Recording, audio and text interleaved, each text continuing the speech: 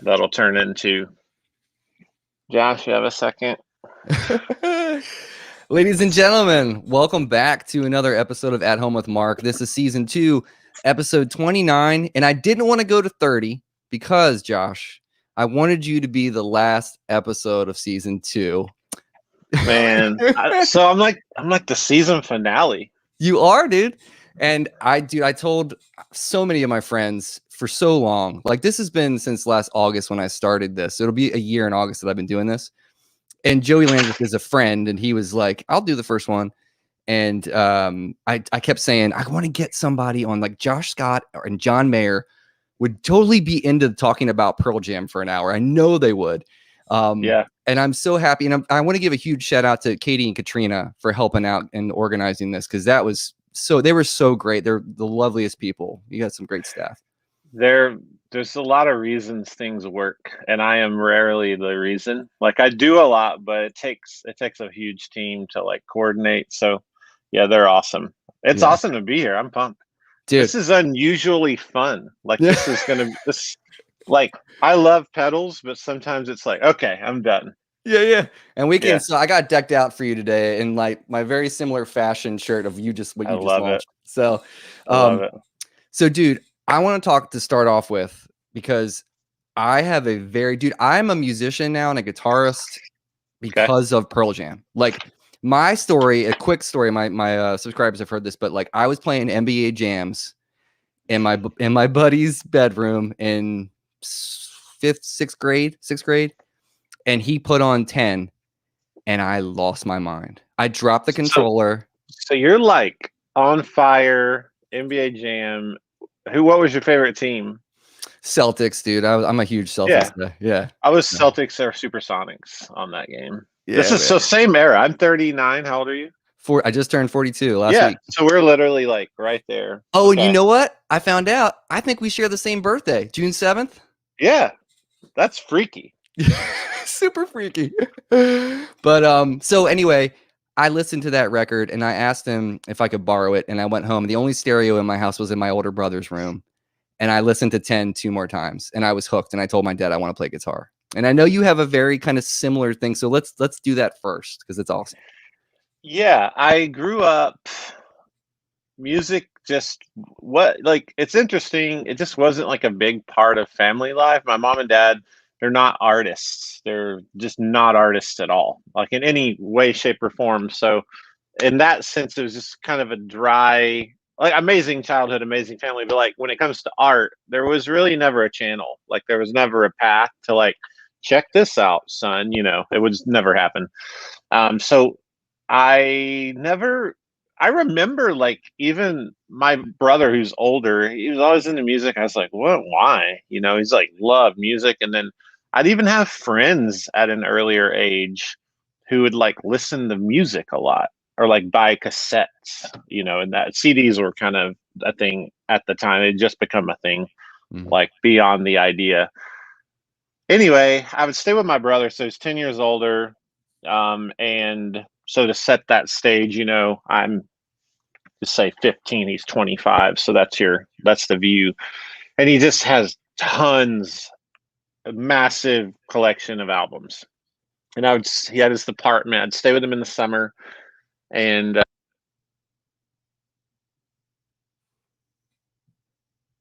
I lost your audio, Josh.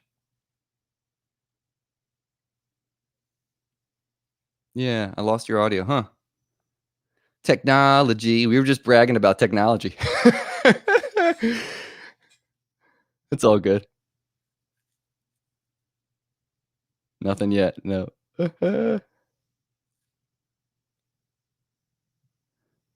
Right. Yeah, no problem, man. No problem. Dun, dun, dun, dun, dun, dun, dun, dun, dun.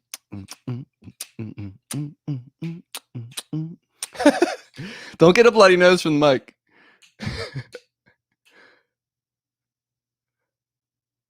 Audio is so fun, dude. The audio gremlins are always at it.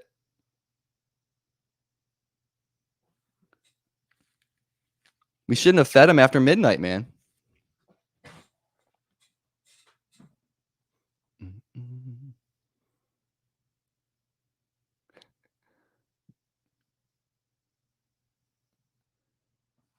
It's all good.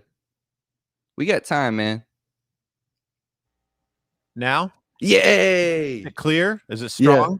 Oh, it sounds gorgeous. All right. I always try to use the AirPods, and they've done this 50% of the time. So you just help us establish a new like rule. We're just never going to do that. Okay, that's fine. So last thing I heard was you stay with your brother in the summer. Yeah, stay with my brother in the summer, and playing video games, whatever, and hanging out, running around. Because he kind of lived in town, and I lived out in the country on a farm, and so it was like the other world in the summer. I'd go stay with him for a few weeks. And I just remember, for some reason, I sat down. He had like his TV, the stereo kind of system. You had the amplifier, the tape deck, the whole thing. Mm-hmm. And there are all these tapes. I remember seeing a lot of these things too. Like I remember songs from The Big Chair, Tears for Fears. I remember all the Cure covers. That was his favorite band. Like I knew what some of this stuff was, and I would ask him. But there was this Pearl Jam thing, and I remember seeing the cover where they like had their hands up, and I was like, "That's interesting." And I put it in, and it was the chorus right before the solo. So I heard "I'm Still Alive," that chorus, and then the solo, and it was just captivating. And man. I went home after that, and I said, "Mom, I really want a guitar." That was it.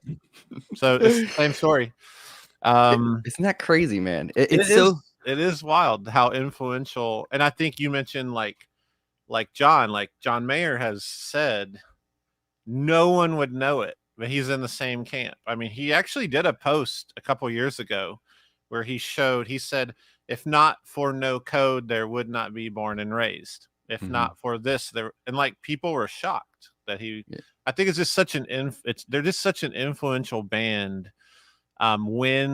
When you get them, you get them, and if you don't, that's fine. A lot of people don't get them. Yeah. I mean, I think that the draw for me, 100%, was just kind of a shift from the norm of what was going on at that time, Yeah, I think what's also interesting is 10, that's like 91. I heard it I remember hearing Nevermind for the first time and finding out that the guy had died. I was late, you know what I mean? So that was also an interesting experience, whatever that word is, experience. That whole thing was just so important for me. That Seattle thing was like, it's just forever mentally a part of who I am, like the Seattle music scene. And then like, to me, Pearl Jam still is and was the epitome of it. I don't know. It's just something really special about it. Yeah. I mean, God bless my wife. We went to Seattle a couple years ago, and I took her to Easy Street Records. Yeah. And Jeff Ament had just come back and repainted the the Mother Love Bone wall, because somebody painted over it. For years that was gone, and like, I'm not even kidding, a week before we went to Seattle, he had gone back and redid the whole thing. So that's amazing. Oh man, it was the most amazing trip, and my wife was like just tolerating me, like, can we go to all these different haunts, like to the like stage where they first did that performance Under the Needle, and they played like Breath and like all the stuff from like 10. Oh my gosh, dude, it was. So that trip for me was such a pivotal moment. But today I wanted to get your thoughts. I want to go through the discography. Let's do it. And this is a great idea. Yeah, man. And I want to start with this. So this guy is next to my exercise bike. I framed this. Okay. So it's next to my Peloton, along with Abbey Road and the Wood Brothers. What Wood Brothers record is that? I can't remember off the top of my head what the title of that Wood Brothers record is. But I want to get your opinion. So 1991. Yeah. So you can do 2 or 3 songs. Like, what are your top tunes, and tell me why off that record? Yeah. Actually, it was really fun. I've been listening back through the records. This is all just perfect timing. This is going to be such a blast. So I'm not really in love with their singles ever. And that's okay. Like, I like a lot of them, but I just generally, I think most people are going to say Even Flow or Even Alive. Like, my first real band, we played alive. So a lot of my memories of that are like it became an exhausting song covering it. Like that's funny, but that's the reason I play guitar. So yeah, when I look at this discography, I'm more drawn to like Porch, like Once. Yeah, I would say those two. I love Jeremy, but I kind of it's all those gap tracks like Once, Why Go, Porch. It's the stuff no one talks about. Yeah. I just think they're excellent songs. And I think that 10 is from a full perspective of why I love Pearl Jam, 10 is such an odd record. It doesn't, to me, fit with them. There's like a ton of reasons why it is my least favorite record. Dude. Which is like, people go, what?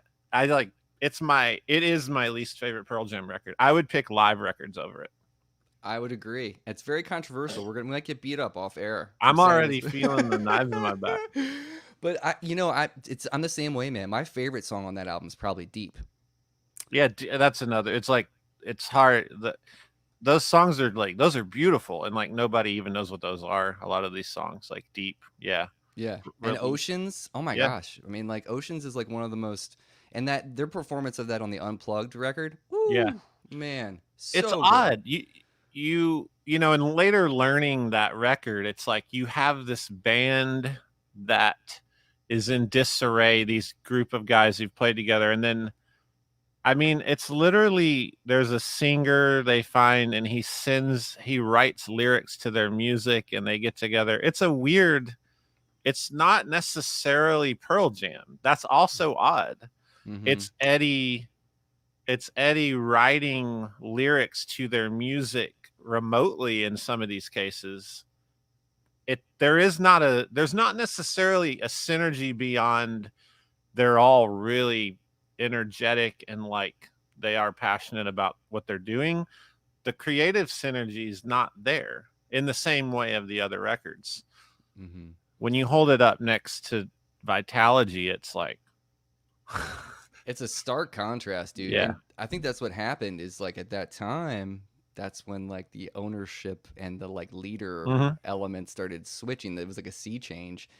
And like what we were saying about No Code right before this, that was the Growing Pains record, but it's beautiful art came out of that. Like, oh yeah. Oh man. I mean, like that record, I remember going to see them during that tour at Merriweather Post Pavilion in Columbia, Maryland. And man, what a raw show. It wasn't like there was no stage. Like, you know how last tour that they did during Lightning Bolt, they had all this crazy stage elements and stuff. That was just Jack Irons, Stone Gossard, Eddie Vedder, Jeff Ament, and Mike McCready on a stage. Yeah, that was it. Even the look is funny. I've like some of that No Code through binaural. It's like Eddie's in like a short sleeve button up, and he has like a dad haircut, and it's wild. He's playing like a Telecaster. It's just not. I think the subject of 10. I think for me, 10 is my least favorite. It's really cool. It's important. It's a good record. Like it's a classic record. But it almost feels as much Pearl Jam as Temple of the Dog to me. In the hindsight of like, when I think of Pearl Jam and why they mean so much to me, it's not 10. 10 is really cool because it gave the band they became a band. That's basically what I feel like it is. Mm-hmm. But that being said, it's a great record. But I love the other stuff so much that it makes 10. You might hear me saying this and be like, I don't hate 10 or like, I think it's a good record. I own different copies of it and I'm a fan. It doesn't excite me in the discography at all. I'm right there with you, Josh. I think it's a fair assessment because they put out so much great music after that. That's the thing is like people gloss over the fact that like, oh, well, 10 in verses are their best work yet. I'm like, nah, you got to check out No Code, check out Yield. Yeah. You know what I mean? There's so much, even like Gigaton, dude. I freaking loved Gigaton. Yeah. It's great. It's awesome. Yeah. It's just tough because 10, I think it's 10 or 12 times platinum. Yeah. everyone's heard it. So that's going to be the you love it or you drop off or you think that's Pearl Jam, and that's fair. Yeah. You know. Well, let's go to 93, man. 93 Versus. Oh yeah. I love that cover. Yeah, me too, man. I didn't know what it was when I remember being a kid and looking at it and being like, what the hell? Oh, Yeah. Okay. Yeah, like what is that? Yeah. So album number 2. It's immediately what I think Pearl Jam is. You know, where you start feeling the difference. It has, you know, even the opening tracks, you have some of that, like the way 10 starts with like the heavy drum, the massive drum sounds and such, the driving rhythm, the riff, like it has a little bit of the 10 element, but it's immediately different. So there, you know, I would say it's a fair, like, if you like 10, you can still really love Versus. Like if you're attached to 10, Versus has some things that still feel musically like they're still in the same ballpark. You know, it's 2 years apart. But again, the songwriting's so much better to me. The nature of it all. Yeah. And I love they did like the expanded remastered version. Yeah. But when it comes to the tracks, I would have to go. This one's tough because it's so good. There's a lot of special tracks on this. I think the singles obviously were Daughter. It's cool. Yeah. The other big single off of this was Dissident a single? I think it was. It was. Yeah, I remember hearing that on the radio. I had a mixtape I put that on. I liked it. The guitar work was interesting. Like I remember like that. You could always feel the classic rock in their guitars, even though you knew this was not classic rock. I remember having that feeling, hearing like the way they approach the guitars. Favorite songs though are gonna be I felt the same way about this one. I think it's Indifference. I think it's Indifference. Yeah, that song's attached. You know, being a teenager, there were like some pretty heavy. There's like a heavy family situation, and I remember that song kind of being like a pretty like it was like a vehicle of emotion for a certain. I have these vivid memories of like processing feelings and like listen. I'd put that song on repeat, and it was like a good sad. Yeah, that was therapy one year, I guess, that song. So that's a pretty special song. But Go, again, the first try, it's just right out of the gate, like blow your face off. Yeah. Rearview Mirror has that amazing. Rearview Mirror starts and it's like, I don't know. And then, man, when it changes over to that chorus, it's like a genius. That's what you don't hear on 10. You don't hear that Risk thing where there's Risk, but you don't hear like no one does that change in Rearview Mirror. Yeah. You have a song part A, and then it's like, what did they just do? That's how it feels, and that's where Pearl Jam gets me. Yeah. What did they just do? That song live is like they push that BPM so hard sometimes. It's just like, woo, how are you guys gonna get through this, man? Because it can go on. That they like stretch that song often live. And every time I see them and they start off, it's like, I'm like, what are they gonna do? How are they gonna get out of this? Yeah, I mean, Elderly Woman Behind the Counter in a Small Town is so cool to me. That's that again, if you cannot fit that song on 10. It's like, it's just, Versus is cool. I mean, even the attitude, you know, Pearl Jam versus whoever, they know it too. I think they know it. And it's like part of how the album feels. And they talked about it, the name. And you have the beginnings of the weird stuff. Like the filler funky tracks that become so common. Like on the next record, Vitalogy, you know, I must talk about bugs. But like that idea, you start the little hints of like, what am I? Is this like tribal drums for 10 seconds and then like is that like what is that? What is that thing? Are those bells? They kind of, yeah, it's just, I feel like this is where Pearl Jam actually starts. Do you think that was like Beatles' influence on them at that time? Like Yeah. now that they're settled in, they got 10 under their belt, they have success. They're like, let's be creative with like studio gear and like, do you think that's part of that? Yeah, I think one of the things apparent in their longevity, they're still around, which is like even the documentary 20 is old. That's how long they've been around. So the things they were doing, the decisions that, you know, these statements where they had conflict, where Eddie did not want, Eddie was always like, let's preserve ourselves and be reserved. They, you know, no music videos, none of this, none of this. They, and especially by Vitalogy, it's like they were very aware how quickly they got famous, and they were able to check themselves, I think, and do what was fun. I think whereas a normal, if you look at any 90s band, what I'm trying to say is if you look at any 90s band, you have a 10, you're going to feel like you need to record another 10. Right. They purposely are like, not going to happen.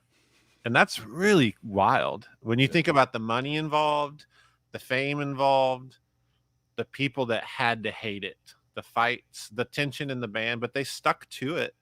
Yeah. And yeah, I think that influence of like looking at bands like the Beatles, like I think what I'm saying there is they allowed themselves to do what they thought would make them last, and that was do what they want to do.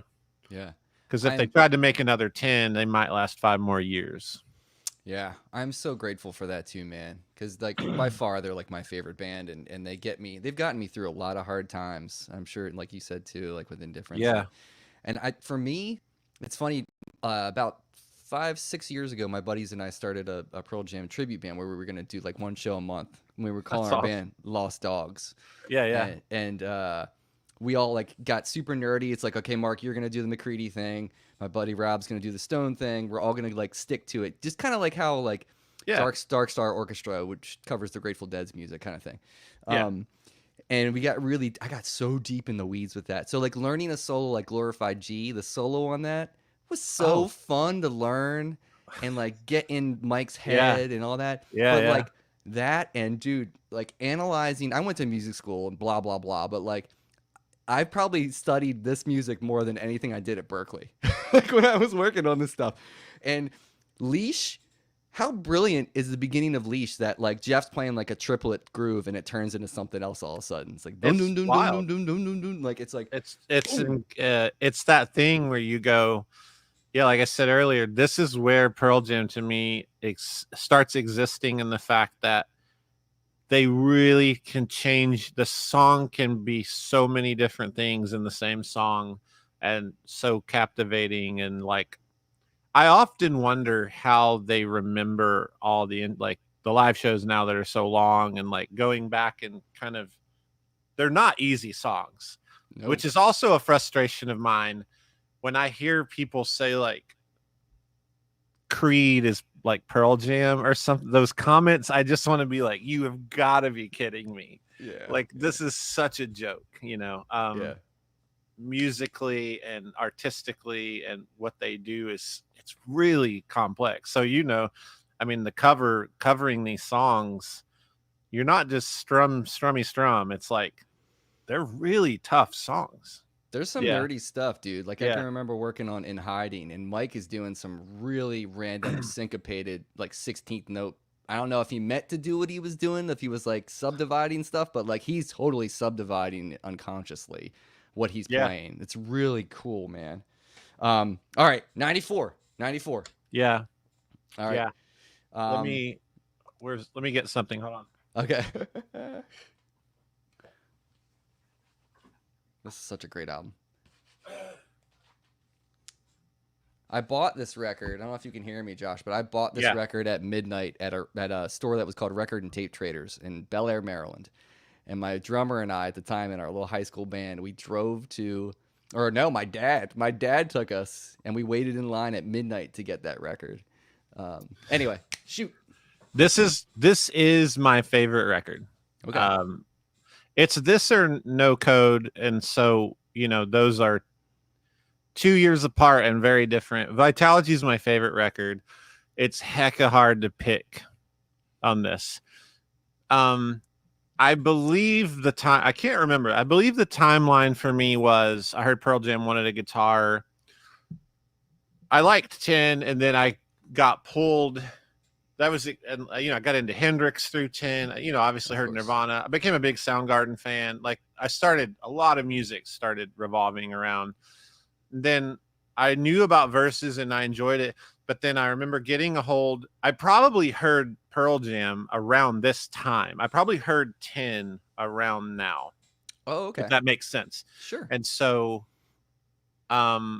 this album was, it did to me what Kid A did when I heard Kid A. Oh, wow. It was like, this is crazy. Like, this is so this is not just music. This is just big time something here. Like, it really messed with me musically. I remember decently proficient guitar player by now when I hear this record. So I might have heard this record a year, whatever, after it came out, definitely. And yeah, it's kind of like a Sgt. Pepper to me. In the sense of, I just think every bit of it's brilliant. Like, there is no, my least favorite thing is Better Man. Ironic. It's the hit. I'm just like, all right, whatever. Yeah, me too. It's a good song, but I think even that song was left over and they put it on from Versus. I think there's something there.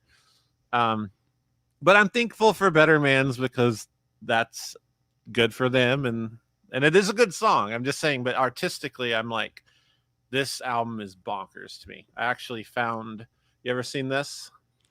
Yes. Yeah. Yes, I have. So I found the book of Vitalogy. Of course you did. So that makes so much sense. And it's really cool that they took, it's just literally like a medical, it's how the world saw medicine and Vitalogy illustrated, like the 1800s. That's such a so crazy cool, book, man. That's great. My Corduroy is my favorite track. I love that song. Also, I didn't know what it was about for years. I just love that that's a song about people were selling the jacket that he wore for insane amounts of money as a style. Right. And it's just, their whole attitude is like, please stop. Like, and I think this is the record where, Spin the Black Circle wins a Grammy. And I think he says, thank you for awarding us for making art. Yeah. I remember that as a kid. I'm like, what? Is he mad? I think it's just generally why they've survived well. It's like they're very grounded. Like, I love that. I love that about him. But yeah, Corduroy, everything else. I mean, Nothing Man. I'm really drawn to those type of songs, like the Nothing Man. The Immortality is like that.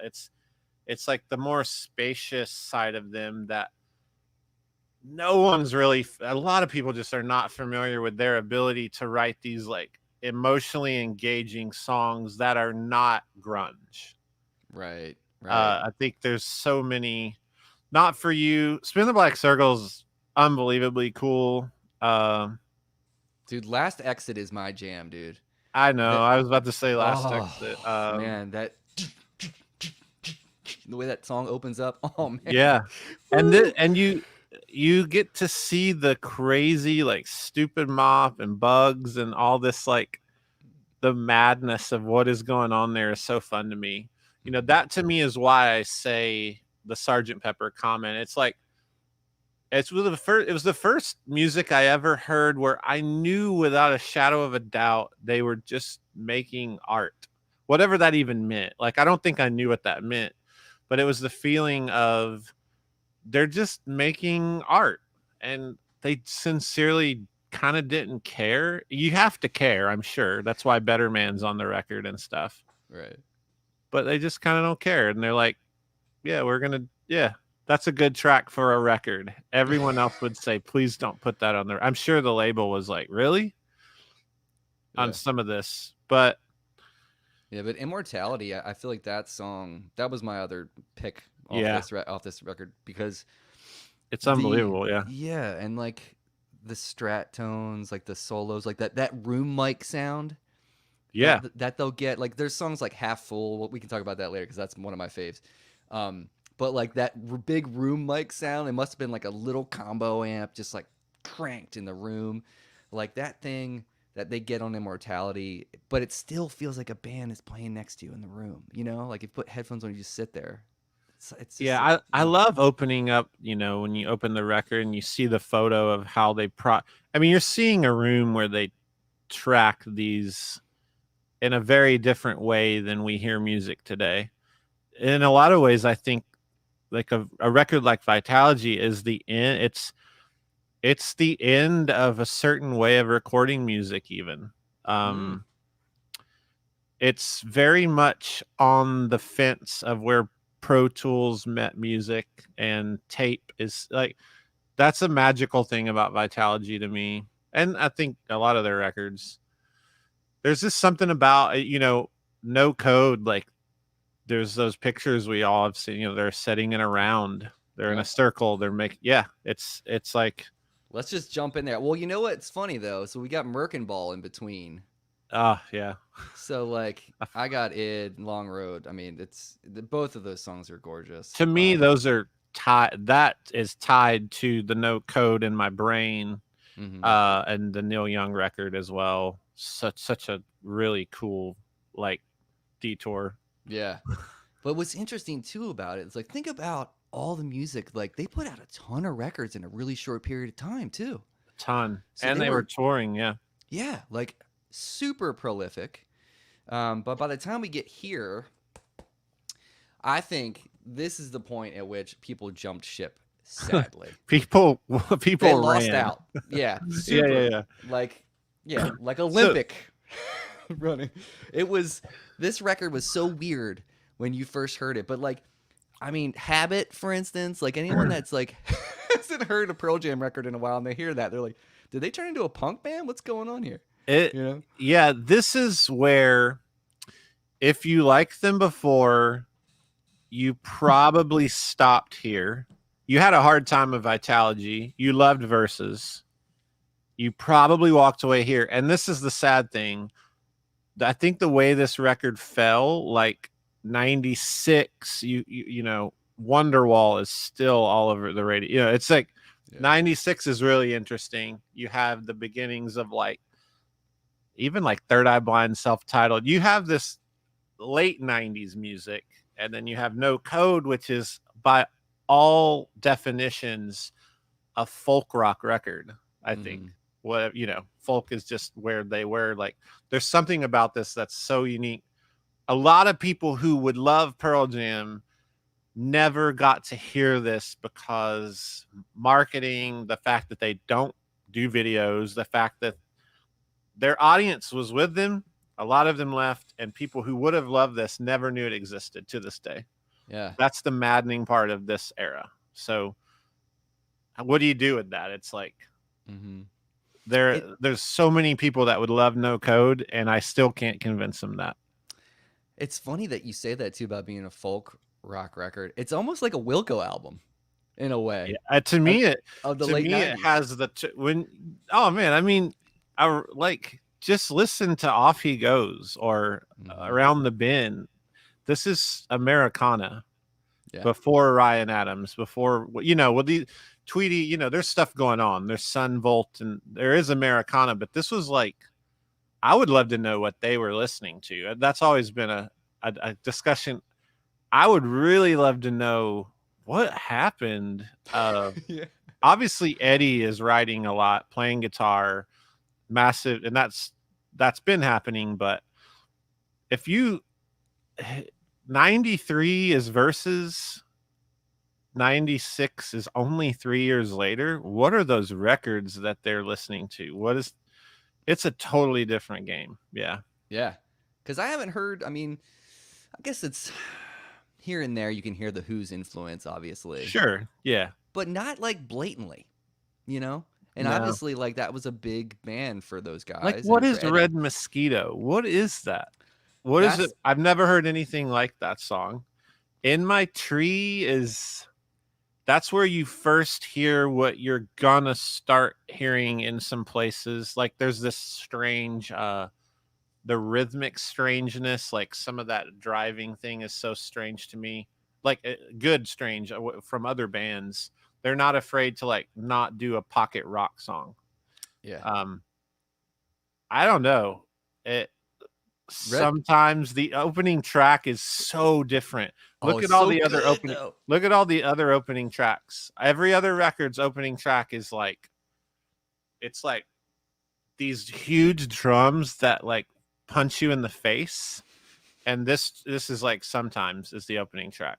It's Americana to me. It's folk at its heart. Yeah. This is the first Pearl Jam album I bought. The other ones I ended up with, I think I traded somebody for Vitalogy, a Collective Soul, or a Bush 16 Stone or something. But I remember buying this at Walmart, and I think, I could be wrong, I think this is the first ever CD that came in a paper case. They were the first to do that. Yeah. And it had the Polaroids in it. Yep. I remember opening, and I pulled out Polaroids. I was like, what? The art was so important to me. Like, how that impacted me as a teenager.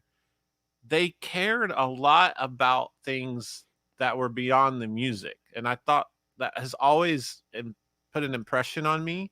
I mean, even to like having a pedal company, I think there is this like trickle down effect of like, art is sometimes about the things that aren't the thing.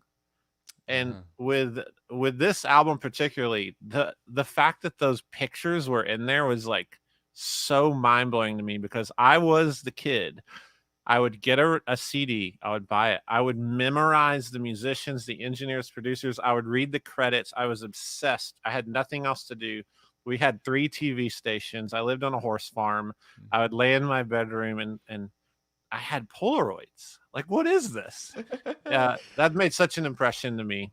That record. That's why I almost say it's my favorite, but it's not. It's Vitalogy. But sonically, though, that album, I love the way it's recorded, and I love when you talk about the drums. And that was Jack Irons when he started kind of playing with those guys again. Yeah, his approach to playing, and it's kind of interesting to hear all the different iterations and the different percussionists and drummers that they've had play with him, because, you know, if you start with Dave Cruson, meat and potatoes. Meat and potatoes.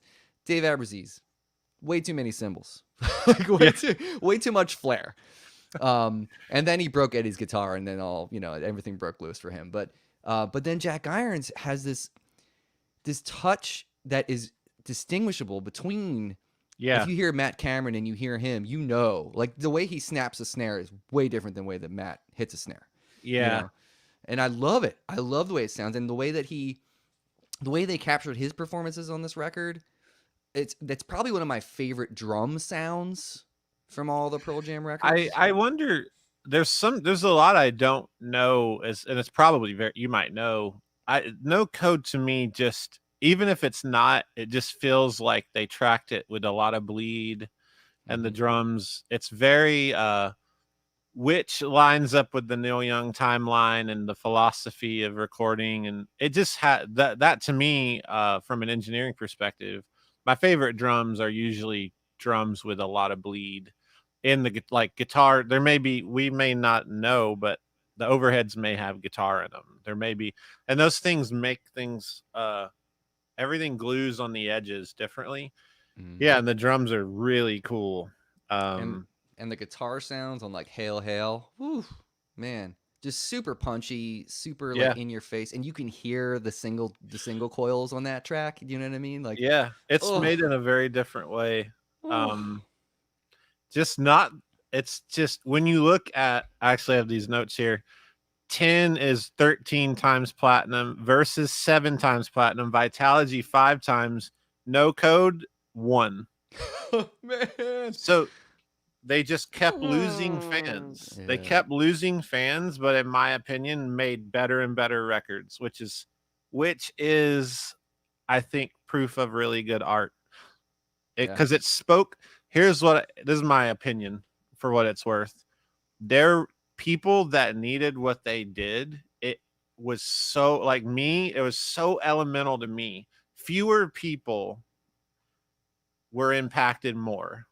That's what I'm trying to say. I think there were fewer people who were like fully impacted. It was less about a mass audience. It was like people are gonna like what we do, or we're not gonna do it. Yeah. And for those of us that are sitting here, at 40 or so, it was a huge impact, dude. And because they were gutsy enough to do that. Okay, yield. And this one, like, this was my freshman year of college that this came out. So I was sitting in my dorm room playing GoldenEye on 64. I was in 11th grade playing GoldenEye when this came out. Yeah. Yeah, man. So I mean, this has been my world. But like, yeah, this record in particular, dude. Like, this one really kept me like on board. And like, I don't care, dude. Anything they put out, I'll buy it. I'll probably love it because I love them. You know what I mean? But still, this one for me is real special. Low Light is one of the best. Again, it's that thing where if I let certain people hear Low Light, they wouldn't know who the band is. They wouldn't be able to figure it out. It's so different than what they think Pearl Jam is. That piano with the like out of tune, it's like everything about that song, the progression into the chorus, the temp, it's so masterful. There's no other song, and that can be said for lots of these songs on the records. No one does what they do. Like, when I think of Low Light, that's one of the tracks. Brain of Jay is amazing. It's the strangest. I don't even know what to do with that track. It has that thing where it switches on you. It's a very classic Pearl Jam recipe. Big riff. You think you know what's going on, and it switches, and you're like, who puts those chords together? Mm-hmm. And the melody, the vocals are yeah. Those are my favorite too. And then I think Wish List was funny. It's the first time I ever heard an Ebo. That just means something to me because I think that's funny. And I remember seeing Eddie, they would like have the Ebo and just throw it down. And when I got an Ebo later and they broke every week, I was like, that they probably own like 100 Ebos because every time he throws it down, it's over. I didn't know that they were that fragile, but man, you know what's funny too about this record? Brain of Jay was the first song. Like when we came together to put that tribute band together, that was the first song I wanted to play. You should pick it up and it's in a different tuning. I have that Pearl Jam anthology. Did you get that? I don't have that. Oh man, it's fantastic. All the transcriptions and whatnot. I'll grab that. Yeah. Oh, it's so great. But that is a really fun song to play. Extremely on stage. We only had 2 gigs because I got busy and stuff. But like when we did play. Whew, it was so fun to play those songs. But my faves on there are No Way and In Hiding, man. Like No Way, it's like half-cocked wah tone on that beginning. That's a great use of wah as a sound instead of an effect. Yeah. It's Do the Evolution is the first music video in a long time. It's bizarre and kind of fitting. That's a cool song. That's the single. Given to Fly was the first single. Those are, again, I'm never a huge fan of the singles, but they're cool. They're cooler on this stuff. Yeah. This is also where I have to think if I'm in their shoes, they knew that No Code didn't sell that well, but I fully just think they are okay with it. And you really can tell because Yield is equally like, as far as like trying to make it a business. Yep. They're just still doing what they Push Me, Pull Me. Like that is such an interesting, that just gets into some crazy stuff like that. You start to hear more like binaural and some other records, like more produced using effects and production to get a point across instead of the rawness. Yeah. It's cool. And you know what's funny too is I had Eli Lester on here. Like, I can't remember when we did this, Eli. So he just wrote Yield the best. he sent me a DM today. He's like, "How did I not get in on this? Like, and I was like, well, I gotta have you on, and we could do the same thing again, man." Oh yeah. Yeah.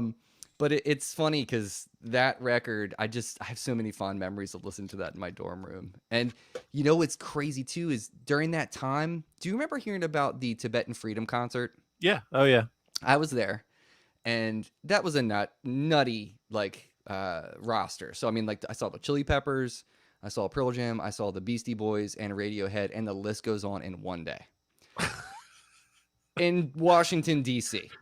And I was there with my girlfriend at the time, and watching Radiohead for the first time, and I was like, this band is like the next Pink Floyd, and possibly better, maybe. I don't know. What year was that? So that that's was probably 98, 97, yeah. 98. So that's OK Computer, basically.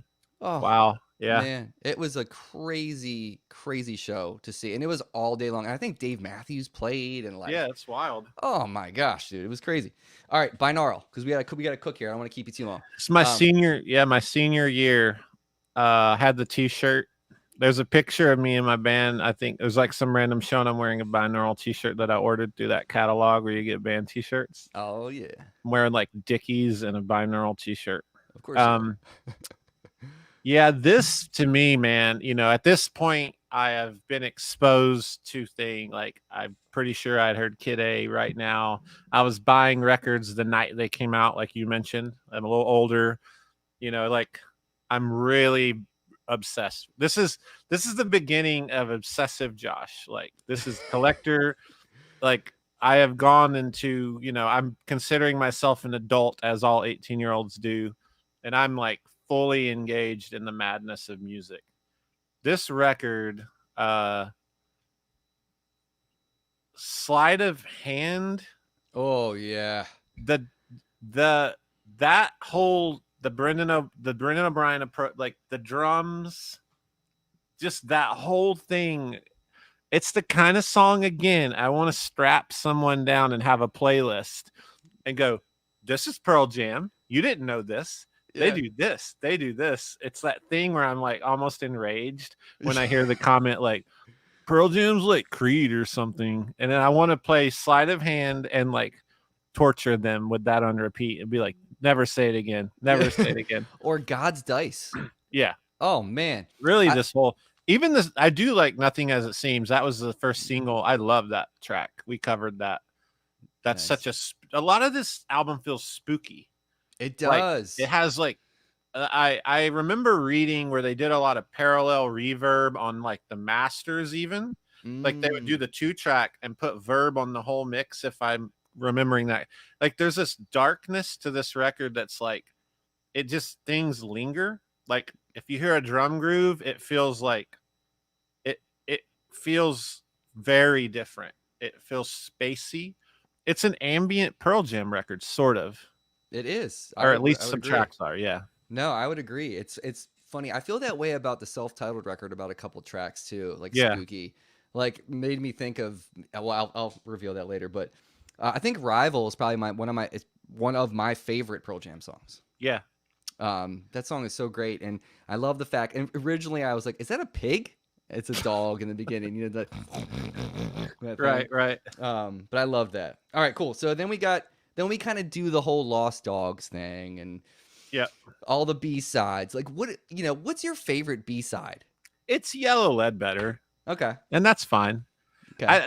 It's funny because I'm like on my high horse of like the weird stuff, but like Yellow Ledbetter was the first time I realized the Hendrix method, like the Hendrix thing. Yep. Yellow Ledbetter led me, like I had heard Hendrix, and I mentioned earlier, like I remember like Pearl Jam Alive led me to some Hendrix. But then later I realized, okay, there's this other deep cut thing. There's this technique, this Hendrix style. It's the John Mayer thing. I mean, Yellow Ledbetter is where I first really heard the John Mayer thing. People call it that now, but it's the Hendrix thing. And I would imagine John might even say, if he was talking, he might be like, maybe that's, he's a huge Stevie Ray Vaughan fan, but he definitely heard Yellow Ledbetter. There's that approach to chords, the positions, So for me, it's almost like a technical thing where it has to be a favorite B-side just because it's like it was such a musical door of sorts.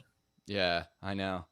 And listening to Lost Dogs and going back to, because I had an old B-side with Alone on it and Dirty Frank. Yeah. And those were, I think that, because I'm huge into funk music too. I love funk. And like, Yeah. I think that was my younger self starting to realize, like, oh, this is kind of funky. I like that. It's totally, You know? it has a vibe where like I could imagine seeing that live is amazing. It's a bit of a jam track, and it's that's to me that's probably my favorite. There's so many good ones though. In the Moonlight is another. Yeah. Oh man, that song live.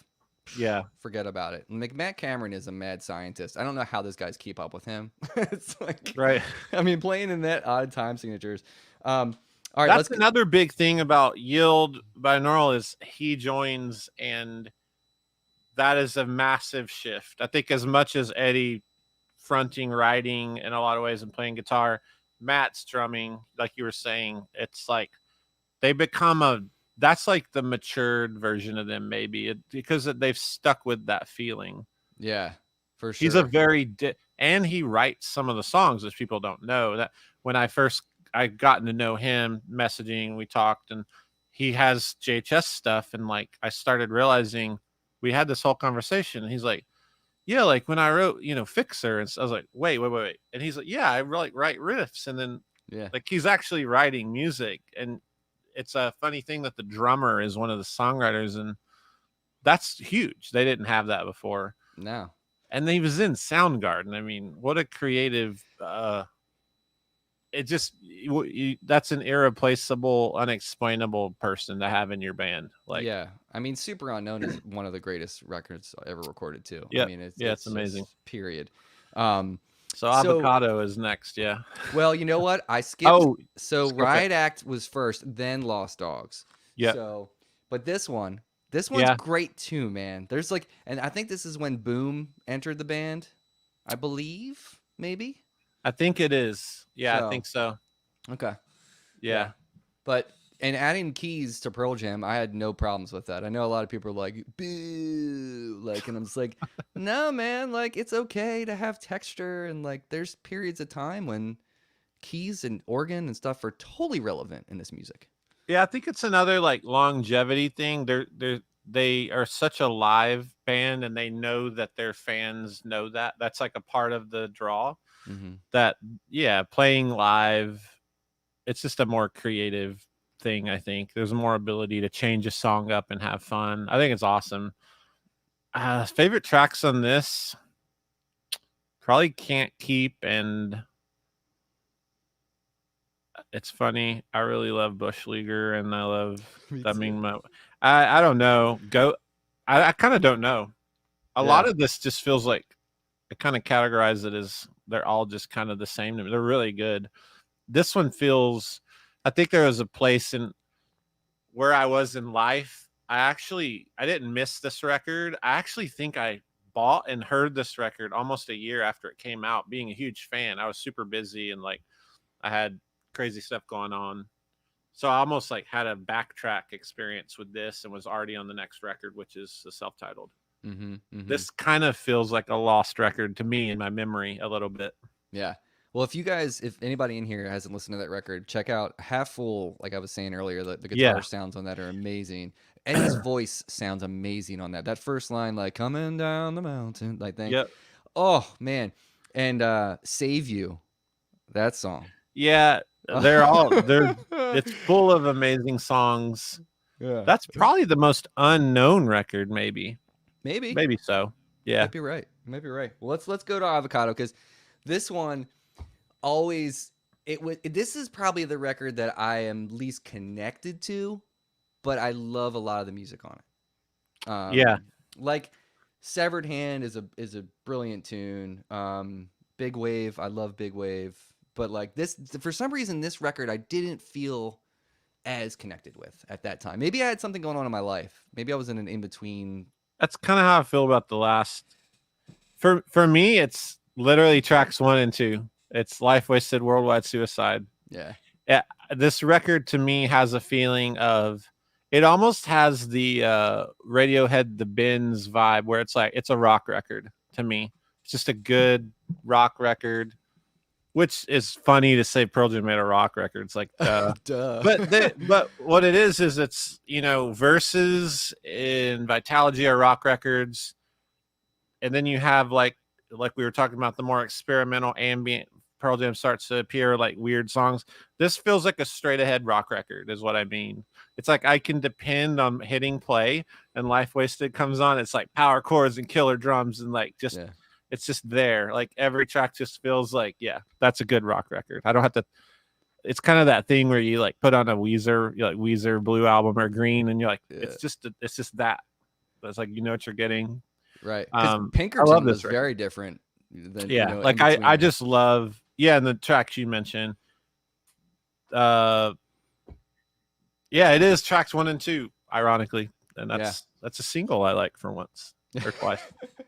And I would say the same thing goes for Backspacer. It feels like a rock record, you know, like maybe they were continuing that and trying to find something cool about what they could do to expand on the, you know, the self-titled record. But like Johnny Guitar, that song is so great, man. It's the cheesiest. When the first time I heard it, I was like, I don't know if I like this. And now I love it. Yeah. The Fixer, like I remember Matt telling me he wrote that song, and I'm like, that's my favorite song on there. Just Breathe is so cool. I loved seeing like Austin City Limits, Eddie just setting with the acoustic playing Just Breathe. It just showed the ability of how versatile he is. I mean, by this, you know, we've seen the ukulele records and stuff, of course, but it's just a cool moment to know the same guy who hung from the lighting truss at Lollapalooza is on stage at Austin City Limits with a small acoustic playing Just Breathe. Yeah, I agree. That's pretty cool. I like the way that feels. It's like really versatile. I think this is a really good record. Speed of sound. Johnny Guitar, it is funny. I had that same feeling. Amongst the Waves, these songs are like, in a lot of ways, really approachable and kind of normal. Dare I say white bread a little bit? They're just kind of like, these are good songs. And it's just an older band, again, doing what they felt like doing in 2009, I guess. No, I agree. Yeah. And then a couple years later, dude, this thing comes out in 2013. And this album I have a very special place in my heart for, because this is the year that my wife and I bought our home that I'm sitting in right now.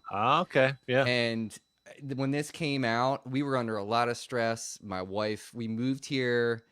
My wife lost her job at the time. We were like, what are we going to do? We just bought a house. Everything worked out, obviously. Everything's fine. Yeah.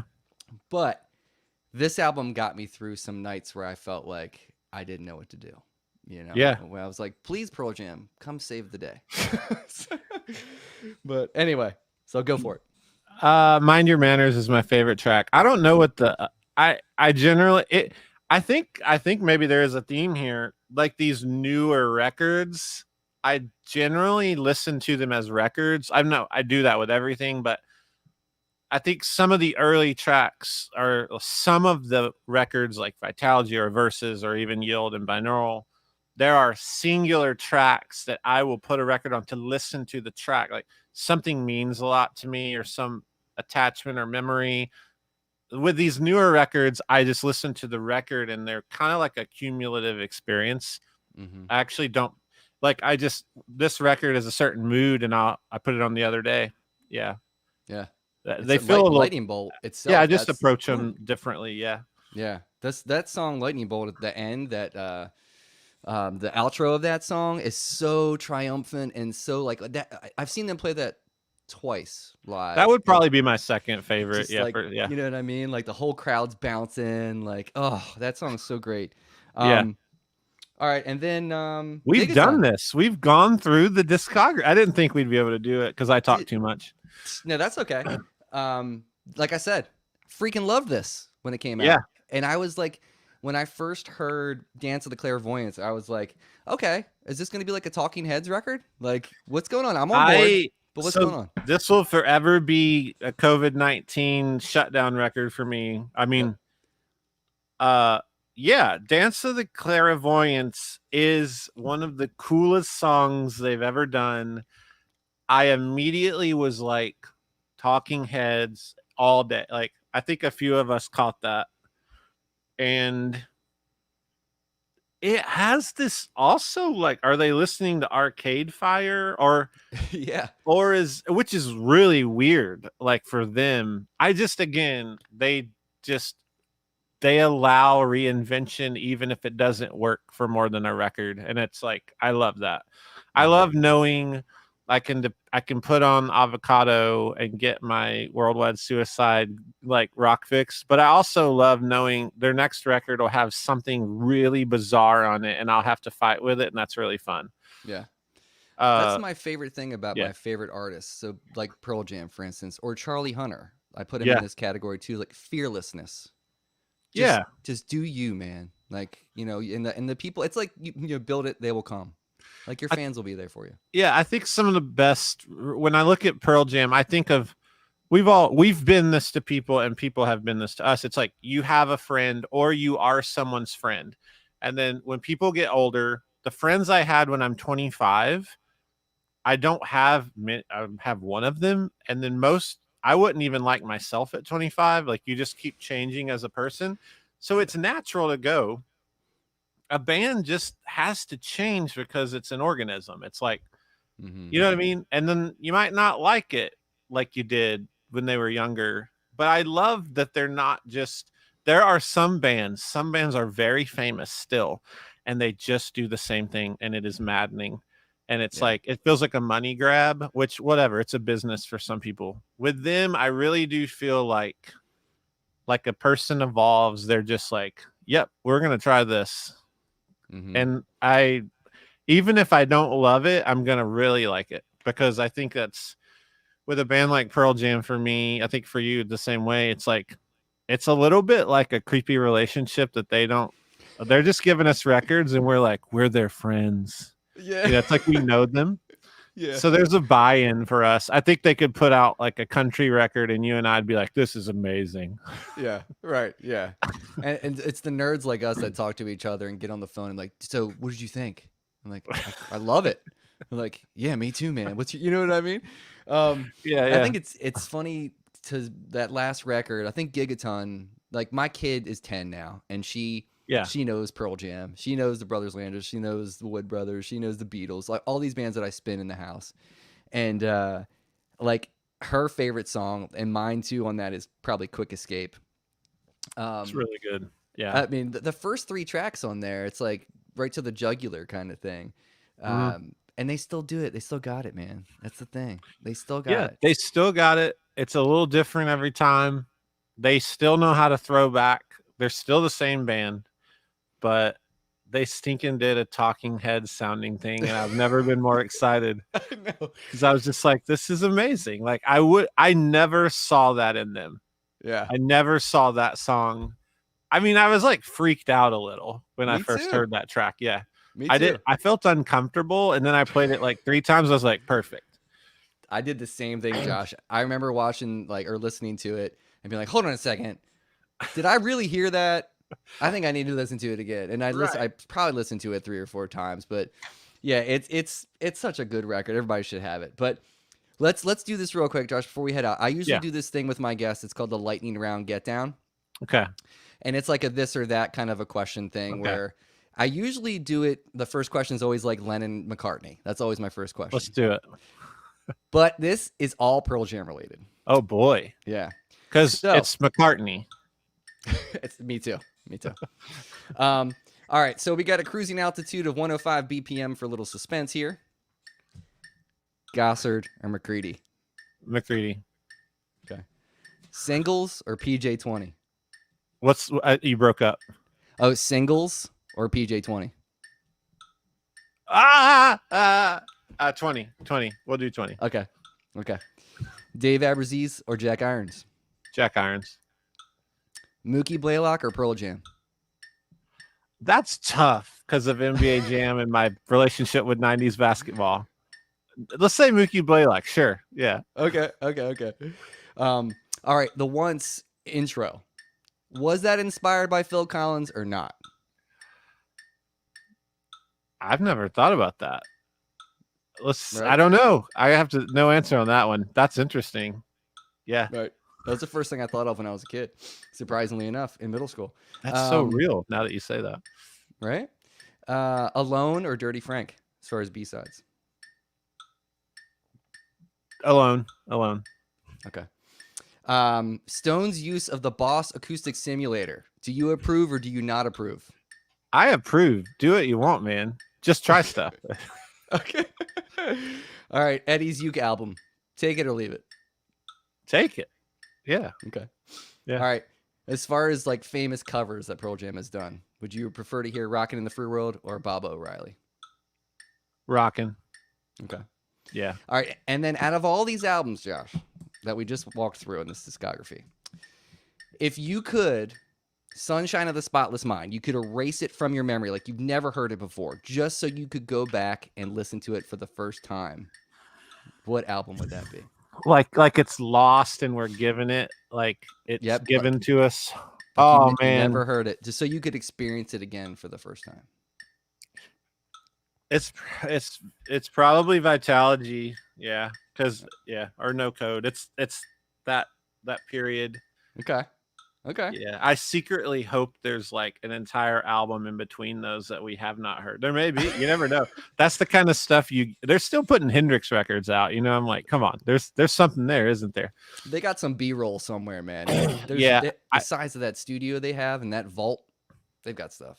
I guess it would be No Code. I think it's because it's such a singular, like the Americana aspect, how that felt as I never liked anything that earthy, if that's a word, like that folk, like on that level, other than Dylan. Yeah. To hear that again right now, knowing what I know, would be weird. Yeah, totally. It would be like, what year? Oh, wow. Okay. It'd be like super, it'd be almost like a really freaky experience to know they did that before so many things were popular. Yeah. Man, and you know, I will say this too. So I was just hanging out at Jeremy Shepard's studio. You know Jeremy? Yeah. I went down to his place and we shot videos together because I'm pretty new to the YouTube game. I started last March when I stopped playing gigs. Okay. And I started doing this and doing demos. And he had it in Morning Glory and I'd never played through him before. Dude, freaking blew my mind, man. Very cool, man. That's awesome to hear. Yeah. Yeah, I mean, I have Jesse Davies Duelist, and so like I'm kind of into that blues breaker circuit kind of thing, but like, dude, well, thanks. I was really, really loving it, man. It's and I've had several of your pedals, and I have a whole thing of all of my crap right next to here that I change in and out. But when what we did is we swapped each other's rigs, so he played my pedal board and I played his. That's fun. And I like, if you check out his video, like as soon as I play one note, I go. Because I was like, this thing is like gainy in the best way, you know? Yeah. So, I think there's a fun thing with that pedal. It could be said that there is a beginning of that sound in my head that's Yellow Ledbetter. Like the way I've always thought of that pedal and why it became a pedal, it is kind of, that's why. Like that sound of a dirty clean in that way, I first heard on Yellow Ledbetter. So whether I admit it or not, that's probably part of that journey to that pedal.